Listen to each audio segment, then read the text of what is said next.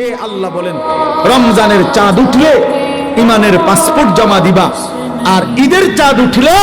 আমি আল্লাহ তোমার পাসপোর্ট ইমানে তাকওয়ার ভিসা লাগাইয়া তোমার ঈদের দিনে জান্নাতের ফ্লাইট। মজার বিষয় শুনেন, এই জন্য হাদিসে আছে কোন ইমানদার রোজাদার রমজান মাসে যখন হক আদায় করে, আল্লাহর হুকুম পালন করে সবগুলো, তখন ঈদের দিন আল্লাহ ফেরেশতাদেরকে জিজ্ঞেস করে, হাদিসে আছে যে ফেরেশতারা বলো তো, কোন শ্রমিক তার মালিকের কর্ম হুকুম, তার মালিকের পক্ষ থেকে অর্পিত দায়িত্ব যদি 100 পূর্ণ করে, তাহলে তার মজুরি পারিশ্রমিক কি হওয়া উচিত? তো ফেরেশতারা বলে, আয় আল্লাহ, এমন শ্রমিককে তার পূর্ণ পারিশ্রমিক দেওয়া উচিত, কারণ সে যেহেতু কর্ম করছে পূর্ণ, তো পারিশ্রমিকও মিলবে কি?